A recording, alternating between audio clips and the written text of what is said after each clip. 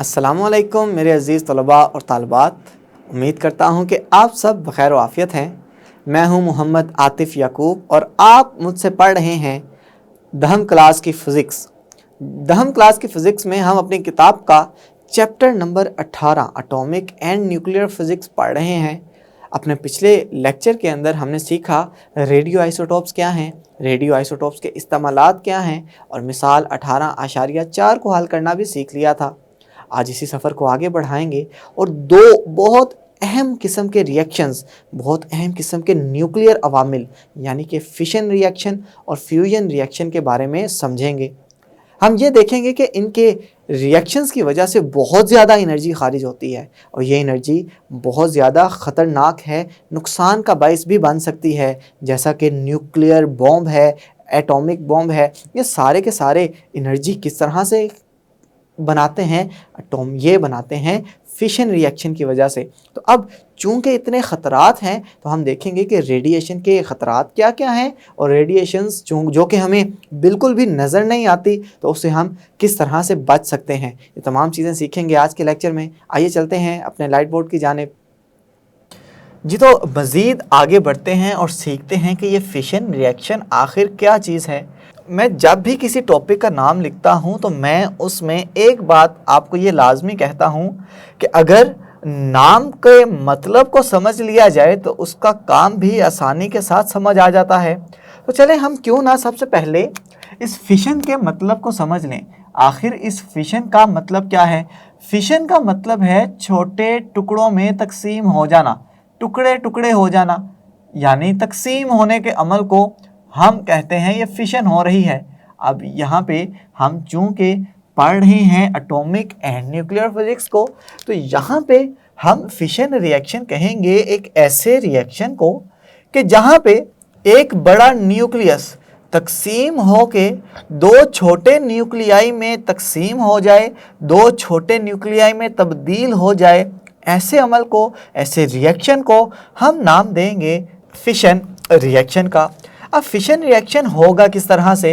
अब ये होता इस तरह से है कि जो क़याम पज़ीर यूरेनियम का एटम होता है, यूरेनियम चूँकि एक भारी न्यूक्लियस है, इसमें 92 प्रोटॉन पाए जाते हैं, तो इस क़याम पज़ीर यूरेनियम की न्यूक्लियस के ऊपर एक सुस्त रफ्तार न्यूट्रॉन की बौछार करवाई जाएगी।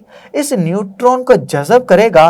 तो हमने आर्टिफिशियल रेडियो एक्टिविटी के अंदर यही तो पढ़ा था कि जब न्यूट्रॉन किसी भी क़याम पज़ीर न्यूक्लियस के पास जाएगा तो उस न्यूट्रॉन की बौछार की वजह से वो क़याम पज़ीर न्यूक्लियस गैर क़याम पज़ीर हो जाएगा और इसकी वजह से इस न्यूक्लियस के अंदर तोड़ फोड़ शुरू हो जाएगी और इस तोड़ फोड़ के नतीजे में एक बड़ा और भारी न्यूक्लियस दो छोटे छोटे न्यूक्लियाई के अंदर तब्दील हो जाएगा। इस रिएक्शन को हम नाम देंगे फिशन रिएक्शन का। तो चलें क्यों ना सबसे पहले फिशन रिएक्शन की तारीफ़ कर ली जाए। फिशन रिएक्शन की तारीफ़ हम कुछ इस तरह से करेंगे कि अगर यूरेनियम, और आपकी किताब वाला कह रहा है कि यूरेनियम का वो वाला आइसोटोप लेना है कि जिसका एटॉमिक मास नंबर 235 हो और एटॉमिक नंबर 92 हो। अगर यूरेनियम के भारी न्यूक्लियस पर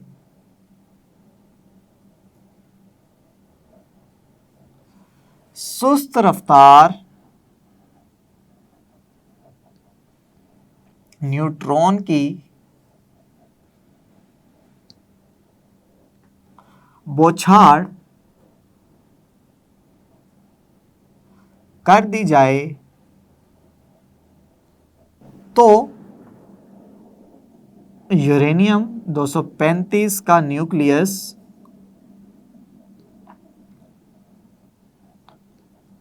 सुस्त रफ्तार न्यूट्रॉन को जज़ब करके दो छोटे न्यूक्लियाई में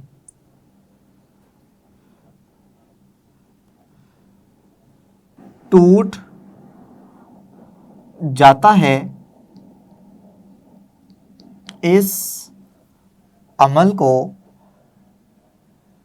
न्यूक्लियर फिशन रिएक्शन कहते हैं। इस तरह से हम फिशन रिएक्शन की तारीफ करेंगे। न्यूक्लियर का लफ्ज़ इसलिए इस्तेमाल कर रहा हूं क्योंकि यहाँ पे न्यूक्लियस की फिशन हो रही है, तो इस वजह से न्यूक्लियर फिशन कहा जाएगा इसे। अब होगा क्या कि यहाँ पे यूरेनियम का एक न्यूक्लियस पड़ा हुआ है, इसका एटॉमिक नंबर 92 है और एटॉमिक मास नंबर 235 है। अगर इसके ऊपर न्यूट्रॉन की बौछार करवाई जाए और यह न्यूट्रॉन सुस्त रफ्तार होना चाहिए, तो ये जो क़याम पज़ीर यूरेनियम का न्यूक्लियस होगा ये गैर क़याम पज़ीर न्यूक्लियस के अंदर तब्दील हो जाएगा और इसका एटॉमिक नंबर में 1 का इजाफा हो जाएगा। इसका मतलब है कि इसने न्यूट्रॉन को जज़ब कर लिया है और इस स्टार का मतलब ये है कि ये गैर क़याम पज़ीर हो गया है और गैर क़याम पज़ीर होने के बाद इसने 2 छोटे छोटे न्यूक्लियाई में तब्दील होना है। फ़र्ज़ करें पहले का नाम X है, दूसरे का नाम Y है और साथ में निकलनी है बहुत ज़्यादा मिकदार में एनर्जी। अब ये जो X और Y हैं, चलें मैं पहले इसको लेबल भी कर देता हूं कि ये हमारे पास क़याम पज़ीर है।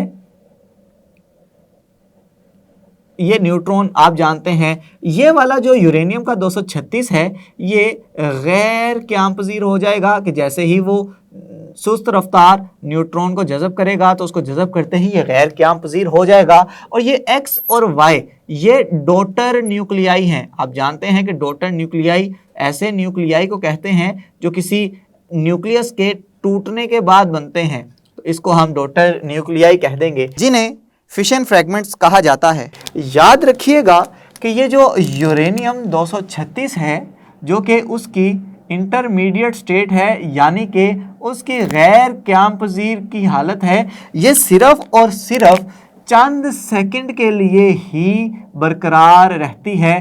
चंद सेकंड के बाद ये 2 छोटे छोटे एलिमेंट्स या न्यूक्लियाई जिन्हें फिशन फ्रैगमेंट्स कहा जाता है यानी X और Y में तब्दील हो जाएगी। चलें देखते हैं ये X और Y आखिर हैं क्या। दोबारा से हम कहेंगे कि एक न्यूट्रॉन है जिसकी बौछार की गई है एक अदद यूरेनियम 235 के ऊपर।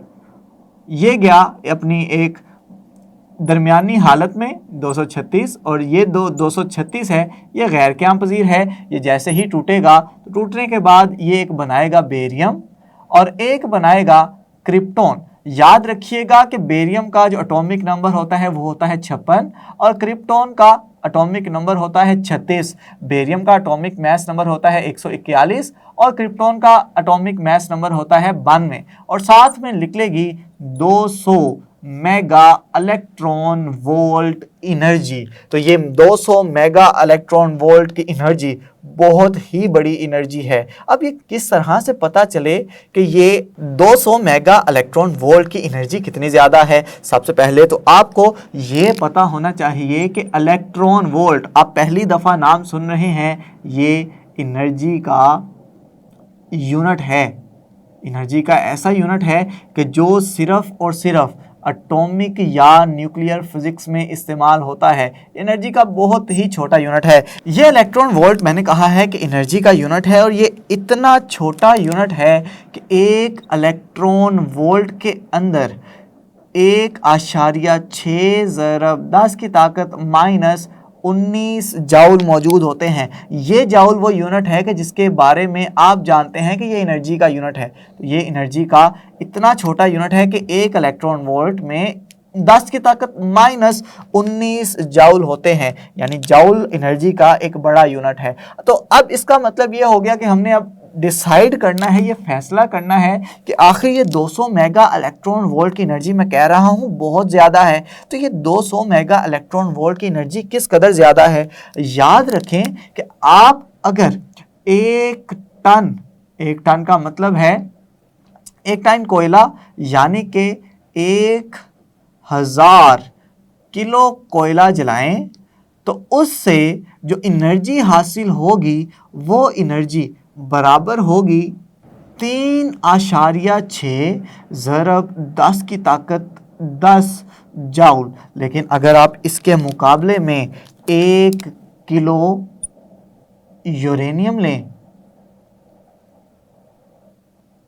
और इस 1 किलो यूरेनियम की आप फिशन करवाएं, यानी इसे इस तरह के रिएक्शन से गुजारें, तो इस हालत में जो एनर्जी निकलेगी, क्योंकि हम कह रहे हैं कि एनर्जी फिशन से बहुत ज़्यादा निकलती है, ये जो एनर्जी निकलेगी ये कमोबेश 6.7 ज़रब 10 की ताकत 11 जाउल होगी। यहाँ पे देखें 1000 किलो कोयला लिया, एनर्जी निकली 10 की ताकत 10 वाले फैक्टर में। यहाँ पे सिर्फ 1 किलो यूरेनियम ली और एनर्जी निकली 10 की ताकत 11 जाउल में, यानी 1 लाख किलो कोयला जलाने से भी उतनी एनर्जी हासिल नहीं होती जितना सिर्फ और सिर्फ 1 किलो यूरेनियम की फिशन से हासिल होती है। तो इसका मतलब है कि फिशन से हमें बहुत ज़्यादा मिकदार में एनर्जी हासिल होती है। अब जब देखा गया इस रिएक्शन को कि जिसमें न्यूट्रॉन यूरेनियम के साथ मिलता है और मिल के यूरेनियम जब इस न्यूट्रॉन को जज़ब करता है तो बेरियम और क्रिप्टॉन में तकसीम हो जाता है और साथ एनर्जी जो निकलती है, तो ये वाले जो रिएक्टेंट्स हैं इनका मैस इब्तदाई तौर पे मौजूद प्रोडक्ट्स के मैस से कम निकला। इसको पॉइंट की सूरत में लिखते हैं ताकि चीज़ वाज़ेह हो जाए। फिशन रिएक्शन में देखा गया कि प्रोडक्ट्स का जो मैस है ये कम होता है और रिएक्टेंट्स यानी कि जो इब्तदाई तौर पे मौजूद जितने भी एलिमेंट हैं उनका मैस ज़्यादा है। तो अब हमने तो ये कहा है कि फिज़िक्स के अंदर हमेशा law of conservation of mass रहेगा, तो अब ये मैस कहाँ गया? जी हाँ, आपने ये इक्वेशन पढ़ी हुई है, E बराबर है mc²। इसे कहते हैं आइंस्टाइन की एनर्जी मैस मसावात।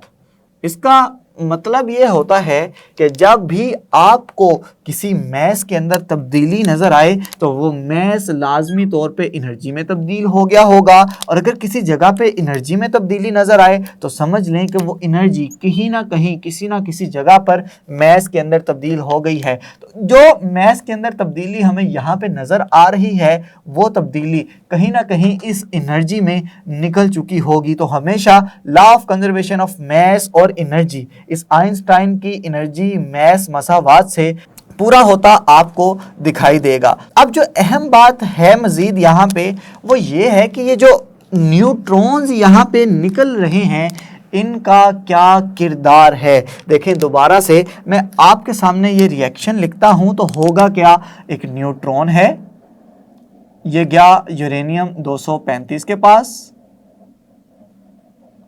ये तब्दील हुआ यूरेनियम 236 के अंदर, और ये तब्दील हो गया एक अदद बेरियम के अंदर जो कि 56 141 है, और एक अदद क्रिप्टॉन के अंदर जो कि 36 और 92 है। साथ में निकले हैं 3 अदद न्यूट्रॉन इस तरह से। अब ये 3 अदद न्यूट्रॉन्स जब दोबारा से यूरेनियम के एटम के साथ मिलेंगे तो यूरेनियम के एटम के साथ मिलके 3 न्यूट्रॉन फिर से निकाल देंगे। इसी तरह से ये यूरेनियम भी 3 न्यूट्रॉन निकालेगा, ये यूरेनियम भी 3 न्यूट्रॉन निकालेगा। इसका मतलब है कि ये अमल चलता रहेगा चलता रहेगा चलता रहेगा, और इस अमल को हम नाम कहते हैं फिशन चेन रिएक्शन। चेन शुरू हो गई है ना, एक जंजीर बनती चली जा रही है। एक न्यूट्रॉन से हमने काम शुरू किया, एक न्यूट्रॉन से 3 न्यूट्रॉन बने, इन 3 न्यूट्रॉन आगे जाएंगे, फिर 9 न्यूट्रॉन बनेंगे। इसी तरह से ये बढ़ता चला जाएगा सिलसिला। और अगर आप चाहते हैं कि सिलसिला कंट्रोल्ड रहे तो आपको कंट्रोल्ड हालात के अंदर फिशन रिएक्शन करवाना पड़ेगा। अगर ये फिशन रिएक्शन कंट्रोल्ड नहीं होगा तो डेफिनेटली बहुत ज़्यादा एनर्जी निकलेगी। एनर्जी निकलने की सूरत में ये एनर्जी आपके लिए नुकसानात का बायस बन सकती है। अब ये अनकंट्रोल्ड रिएक्शन जो होता है जिसमें ये न्यूट्रॉन्स को कंट्रोल नहीं किया जाता, ये यूज़ होता है, इस्तेमाल होता है एटम बम के अंदर। एटम बम के अंदर ये न्यूट्रॉन मज़ीद न्यूट्रॉन बनाएंगे, वो वाले न्यूट्रॉन मज़ीद न्यूट्रॉन बनाएंगे जिससे एनर्जी निकलती चली जाएगी। आप जानते हैं कि एक फिशन रिएक्शन में 200 मेगा इलेक्ट्रॉन वोल्ट की एनर्जी निकलती है, तो ये 200 मेगा इलेक्ट्रॉन वोल्ट हर फिशन रिएक्शन में निकलती चली जाएगी और ये एटॉमिक बॉम्ब बहुत ज़्यादा डिस्ट्रक्शन, हैवक क्रिएट करेगा, तबाही क्रिएट करेगा। तो उम्मीद करता हूं कि ये बातें तो आपको समझ आ गई हैं। तो चलें क्यों ना फिशन चेन रिएक्शन की तारीफ भी लिख लें। यहाँ पे हेडिंग देंगे fission chain reaction. Fission reaction में 2 से 3 न्यूट्रॉन्स खारिज होते हैं। इनमें से हर न्यूट्रॉन मजीद न्यूक्लियाई के साथ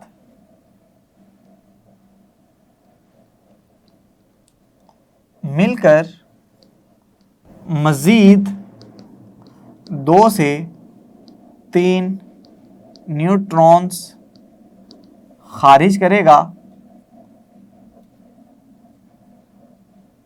इससे न्यूट्रॉन्स की तादाद में इजाफा होता चला जाएगा और रिएक्शन मजीद तेज हो जाएगा। इस अमल को फिशन चेन रिएक्शन कहते हैं। अब आपने देखा है कि मैंने बार बार तारीफ में 2 से 3 न्यूट्रॉन, क्या कोई एग्जैक्ट फिगर नहीं है, कोई मुझे पता हो कि या तो 2 निकलेंगे या 3 निकलेंगे, तो याद रखिएगा कि ये 2 से 3 इसलिए इस्तेमाल कर रहा हूं क्योंकि औसतन एक फिशन रिएक्शन में 2.47 न्यूट्रॉन्स निकलते हैं। तो 2.47 को तो मैं किसी भी रिएक्शन में नहीं शो करवा सकता। तो इस वजह से कहा जाता है कि एक यूरेनियम के रिएक्शन की वजह से, एक यूरेनियम की फिशन की वजह से 3 या 2 न्यूट्रॉन्स निकलते हैं, लेकिन औसतन अगर देखा जाए तो ये 2.47 न्यूट्रॉन निकलते हैं।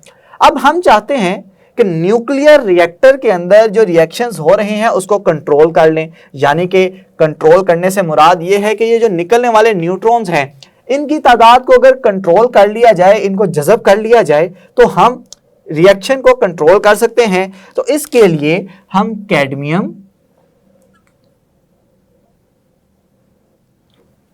या बोरान के रॉड्स इस्तेमाल करते हैं। और ये कैडमियम या बोरान के रॉड्स, कैडमियम या बोरॉन के रॉड्स क्या करते हैं, ये न्यूट्रॉन्स को जज़ब कर लेते हैं। और जैसे ही न्यूट्रॉन्स जज़ब हो जाएंगे तो अब मज़ीद न्यूट्रॉन्स आगे यूरेनियम के न्यूक्लियाई के साथ नहीं मिलेंगे, जिसकी वजह से मज़ीद चेन रिएक्शन यानी कि फिशन रिएक्शन नहीं होगा। उम्मीद करता हूं कि फिशन रिएक्शन की तो आपको समझ आ गई है।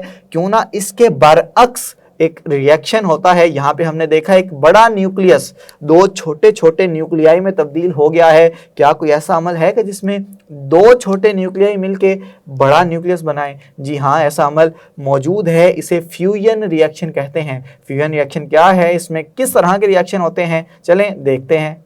जी, तो ये रहा हमारे पास फ्यूजन रिएक्शन। जैसा कि मैंने कहा है कि ये फिशन का बिल्कुल बरअक्स है। तो अगर इसका भी हम लोग नाम समझ लें, नाम का मतलब समझ लें, तो हमें काम भी समझ आ जाएगा। फ्यूज का मतलब है जोड़ना, कंबाइन करना, इकट्ठा करना। किसको जोड़ेंगे? दो छोटे न्यूक्लियाई को जोड़ेंगे। उन दो छोटे न्यूक्लियाई को जोड़ के जो एक बड़ा न्यूक्लियस बनेगा, उस अमल को हम नाम देंगे फ्यूजन रिएक्शन का। तो अब चूंकि यहाँ पे न्यूक्लियाई जोड़ रहे हैं तो इस वजह से इसे न्यूक्लियर फ्यूजन रिएक्शन कहा जाएगा। तो चलें इसकी तारीफ लिख लेते हैं। हम इसकी तारीफ कुछ इस तरह से लिखेंगे कि ऐसा अमल जिसमें दो छोटे न्यूक्लियाई मिलकर एक बड़ा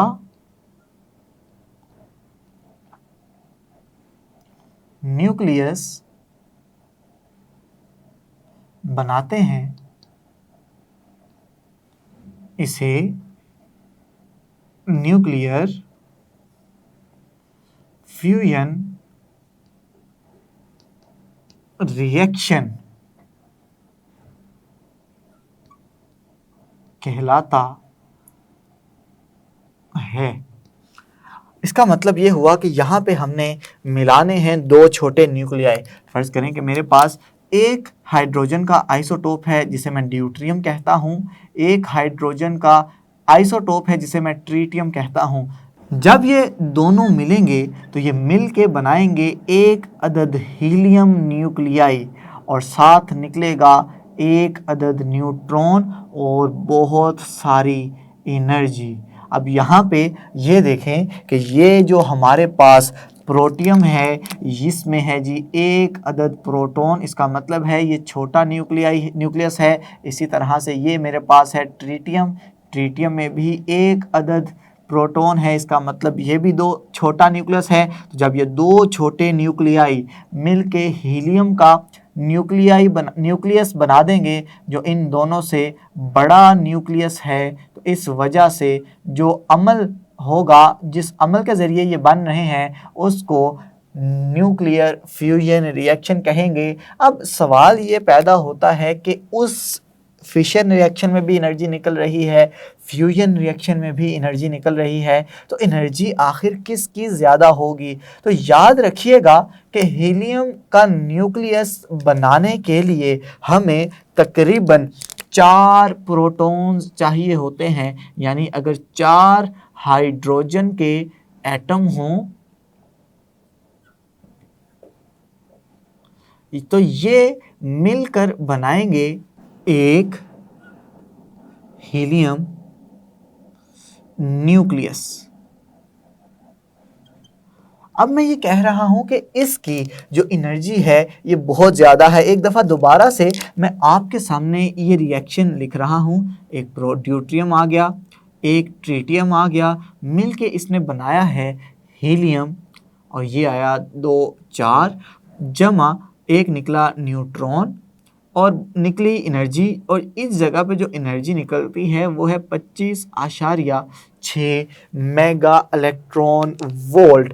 अब अगर देखा जाए कि एक न्यूक्लियन यानी एक प्रोटॉन के ऊपर कितनी एनर्जी, एक प्रोटॉन कितनी एनर्जी से मिल रहा है, तो टोटल देखें, टोटल प्रोटॉन कितने हैं? 4। तो अगर मैं एनर्जी पर न्यूक्लियन या एनर्जी फी प्रोटॉन देखूं तो वो कितनी होगी?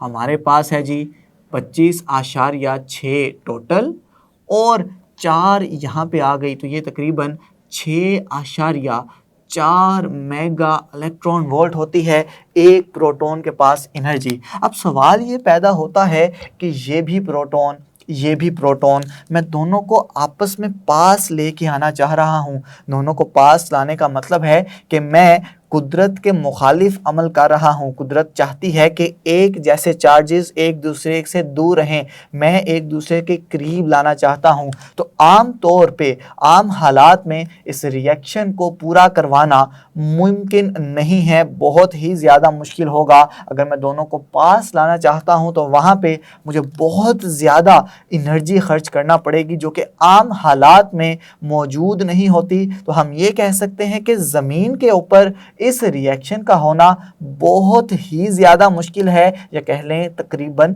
नामुमकिन ही है। अब अगर ये नामुमकिन है तो ये अमल हो कहाँ पे रहा है? तो याद रखिएगा कि ये अमल होता है सूरज और सितारों में। अब सूरज और सितारों में ये अमल होता है तो क्या वजह है वहां पे? तो याद रखिएगा कि जो सूरज का टेम्परेचर है वो टेम्परेचर है तकरीबन 20 मिलियन केल्विन, यानी कि 2 करोड़ केल्विन टेम्परेचर है सूरज का। तो अब इतना ज़्यादा टेम्परेचर है तो वहाँ पे एनर्जी भी बहुत ज़्यादा होगी। तो ये एनर्जी काम आएगी इन दोनों प्रोटॉन को आपस में मिला देने के। अब जैसा मैंने बात की थी फिशन रिएक्शन में, यहाँ पे भी वही बात है कि यहाँ पे जो फाइनल प्रोडक्ट होता है हीलियम, इसका मैस इब्तदाई तौर पे मौजूद न्यूक्लियाई से कम होता है। हम ये दोबारा लिख लेते हैं बात कि फाइनल न्यूक्लियाई या न्यूक्लियस का मैस इब्तदाई न्यूक्लियाई से कम होता है। तो इसका मतलब क्या हुआ कि कहीं ना कहीं मैस गुम हो रहा है। दरअसल वो मैस गुम नहीं हो रहा, वो एनर्जी मैस इक्वेशन यानी एनर्जी और मैस की जो मसावात है आइंस्टाइन की, इसके मुताबिक मैस तब्दील हो रहा है एनर्जी के अंदर। और वो कितनी एनर्जी है? 25.6 मेगा इलेक्ट्रॉन वोल्ट। तो आपने ये याद रखना है कि फिशन रिएक्शन में एक यूरेनियम के टूटने से 200 मेगा इलेक्ट्रॉन वोल्ट एनर्जी निकलती है, और फ्यूजन रिएक्शन में जब 4 प्रोटॉन मिलेंगे एक हीलियम का न्यूक्लियस बनाने के लिए, तो उससे जो एनर्जी निकलेगी ये 25.6 मेगा इलेक्ट्रॉन वोल्ट होगी। अब हमने न्यूक्लियर रिएक्शंस पढ़े हैं, अब न्यूक्लियर रिएक्शन से एनर्जी निकल रही है। अब इतनी ज़्यादा एनर्जी इंसानियत के लिए ख़तरे का बाइस है। तो इसका मतलब ये हुआ कि ये जो न्यूक्लियर रिएक्शंस हैं, इनसे जो रेडिएशंस निकलेंगी, इनके ख़तरात भी हैं। तो उसके लिए हम हेडिंग दे लेते हैं रेडिएशन के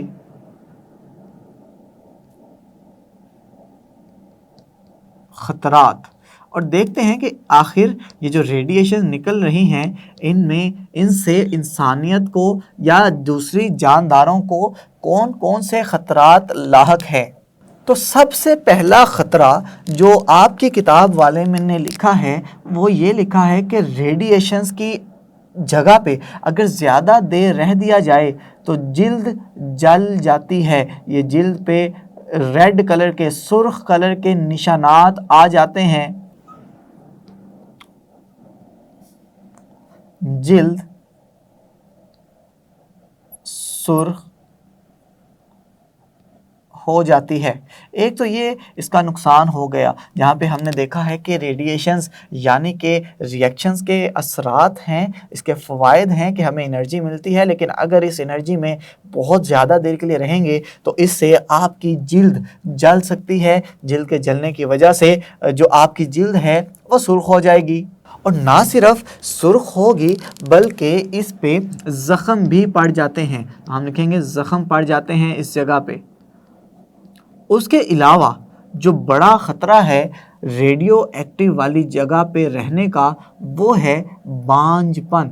बांझपन कहते हैं कि किसी शख्स के अंदर बच्चे पैदा करने की सलाहियत, नस्ल को बढ़ाने की जो सलाहियत है वो ख़त्म हो जाती है। तो रेडिएशन के ख़तरात में से ये एक अहम तरीन और बहुत ही अलार्मिंग ख़तरा है कि आप अगर ऐसी जगह पे मौजूद हैं जहाँ पे बहुत ज़्यादा रेडिएशंस हैं, तो वो आपके अंदर जो नस्ल को बढ़ाने वाले सेल होंगे उनको ख़त्म करते चले जाएंगे, जिससे आपको बांझपन का सामना करना पड़ सकता है। मज़ीद ये कि अगर आपके अंदर वो सेल मौजूद तो रह गए, किसी हद तक वो डैमेज ज़रूर होंगे। इससे जो बच्चे पैदा होंगे उनकी जीन्स में कोई ना कोई मसला होगा। जीन्स तब्दील हो जाती हैं, तो जीन्स की तब्दील हो जाने की वजह से बहुत ज़्यादा सीरियस किस्म की बीमारियां जन्म लेती हैं। जैसा कि बच्चों की शक्ल सूरत आप अक्सर देखते हैं कि उनमें ख़राबी पैदा हो गई होती है, तो ऐसा किस वजह से होता है कि उनके अंदर जीन्स के अंदर तब्दीलियां आ गई हैं, जिन्हें हम जेनेटिक म्यूटेशन कहते हैं कि उनकी जीन्स तब्दील हो चुकी है। तो हम यहाँ पे पॉइंट्स की सूरत में लिख देंगे जेनेटिक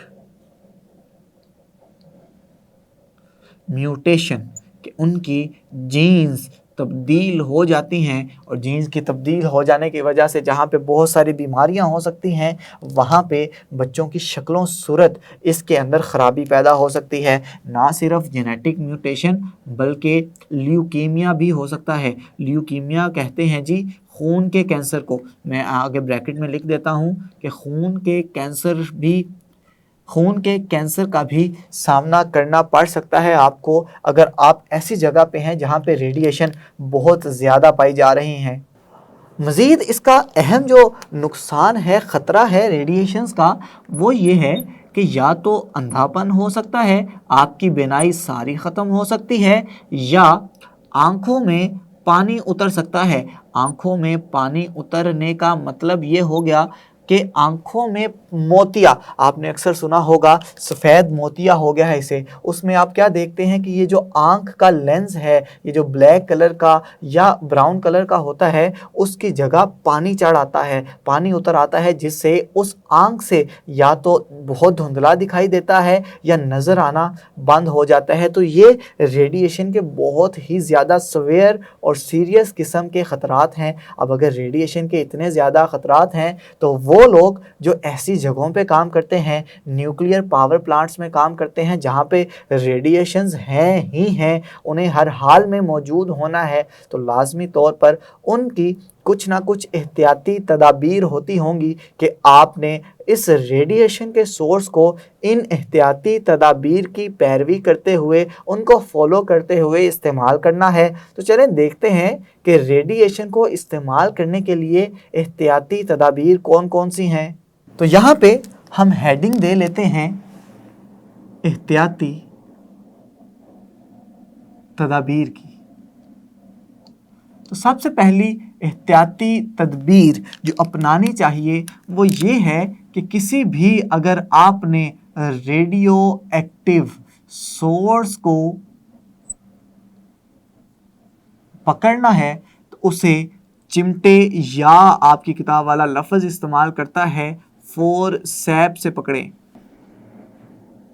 चिमटे या फोरसेप से पकड़ेंगे तो आपका जो हाथ है वो डायरेक्ट उस जगह पे उस सोर्स के साथ टच नहीं करेगा, जिससे रेडिएशन आपके जिस्म में दाखिल नहीं हो सकती। नंबर 2 ये कि अगर पकड़ना बहुत ही ज़्यादा लाजिम हो, आप कोई तजर्बा कर रहा है उस रेडियो एक्टिव सोर्स के साथ, तो उसको चाहिए कि वो ग्लव्स इस्तेमाल करे। ग्लव्स का मतलब ये है कि दस्ताने इस्तेमाल करे, और याद रखें कि जो दस्ताने हैं ये रबड़ के होने चाहिए। रबड़ चूँकि रेडिएशंस को अंदर आने से रोक लेती है, तो इस वजह से रबड़ के दस्ताने इस्तेमाल किए जाएं। और जैसे ही वो तजर्बा मुकम्मल हो जाए, तो वो तजर्बा मुकम्मल होते ही हाथों को अच्छी तरह से धो लिया जाए। मज़ीद एहतियात हम ये कर सकते हैं कि जितने भी रेडियो एक्टिव सोर्सेज हैं उनको लेड के बॉक्स में बंद रखना चाहिए। अब आप जानते हैं कि रेडियो एक्टिव सोर्स में से 3 किस्म की रेडिएशंस निकलती हैं, अल्फ़ा, बीटा और गैमा, और इन सब में से पेनिट्रेटिंग पावर ज़्यादा होती है गैमा की, लेकिन गैमा के पास भी लेड के अंदर से गुजरने की सलाहियत नहीं होती। तो इसलिए कहा जाता है कि जब भी कोई रेडियो एक्टिव सोर्स लें उसे लेड के बॉक्स के अंदर बंद कर दें, कि अल्फ़ा और बीटा तो वैसे ही नहीं निकल सकती, गैमा जो कि सबसे ज़्यादा पेनिट्रेटिंग पावर वाली रेडिएशंस हैं वो भी लेड के अंदर कन्फाइन होकर रह जाती हैं, कैद होकर रह जाती हैं। तो इस तरह से रेडियो एक्टिव शुआएं बाहर नहीं निकलेंगी, जिससे इंसानियत को ख़तरा कम पहुंच सकता है। नंबर 4 कि रेडिएशन के सोर्स को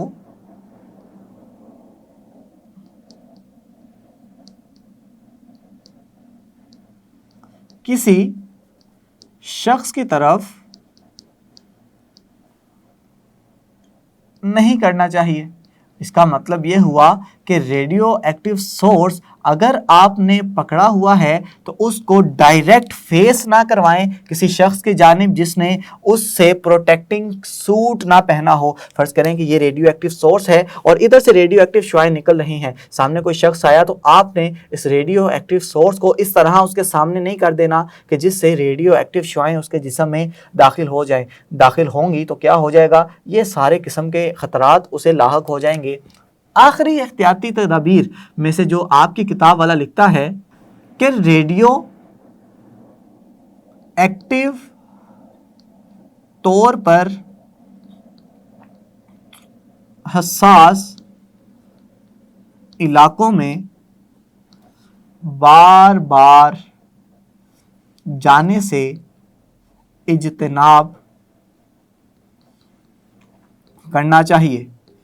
यानी ऐसी जगहों पे बार बार विजिट ना करें, बार बार ना जाएं कि जहाँ पे रेडियो एक्टिव रेडिएशन निकल रही हैं। इसलिए कहा जाता है कि ऐसा रूम जहाँ पे एक्स रे हो रहा हो तो इस कमरे में बार बार बिला ज़रूरत जाने का फ़ायदा नहीं है, क्योंकि एक्स रेज़ भी रेडिएशन है और ये कॉस्मिक रेडिएशन है तो इनके भी ख़तरात होंगे। अब इस ख़तरात में से जो आपकी किताब वाले ने सबसे अहम तारीख़ी ज़िक्र किया है वो है चेरनोबिल के रिएक्टर के ब्लास्ट का। ये चेरनोबिल रूस में मौजूद एक न्यूक्लियर पावर प्लांट था और ये न्यूक्लियर पावर प्लांट में एक न्यूक्लियर हादसा हो गया जिसकी वजह से जो उस आबादी में मौजूद अगर घर बने हुए थे और वो घर कंक्रीट के साथ बने हुए घर थे, वो कंक्रीट भी पिघल गया जिससे लोग बेघर भी हो गए। वहाँ पे मौजूद जो फसलें थी, जो मवेशी थे, वो भी सारे के सारे ज़ाया करने पड़े, तल्फ करने पड़े, क्योंकि उनमें अब शामिल हो चुके थे radioactive sources, radioactive शुआएं। तो अगर वो खा लेते तो खा लेना वो खुदकुशी करने के मुतरादिफ था। तो इसको इस सब से बचाने के लिए उन तमाम चीज़ों को ज़ाया करना पड़ा, फिर चाहे वो मवेशी हों, चाहे वो फल हों, चाहे वो सब्जियां हों। तो इससे लाखों का, करोड़ों का माली नुकसान भी हुआ और जहाँ पे इतना बड़ा माली नुकसान हुआ वहाँ पे बहुत ही ज़्यादा जानी नुकसान भी हुआ। तो ये ख़तरात होते हैं कि जिनसे बचने के लिए ये सारी एहतियाती तदाबीर की जाती हैं और ये बात लाजमी तौर पे कही जाती है कि जब भी न्यूक्लियर पावर प्लांट किसी मुल्क ने लगाना हो तो किसी ऐसी जगह का इंतखाब किया जाए जो कि इंसानी आबादी से बहुत ज़्यादा दूर हो, कि अगर अल्लाह ना करे कि कोई न्यूक्लियर हादसा हो भी जाता है तो उसके असरात कम से कम इंसानी जानों के ज़िया का बाइस ना बने। उम्मीद करता हूँ कि जितनी बातें आज के लेक्चर में की हैं,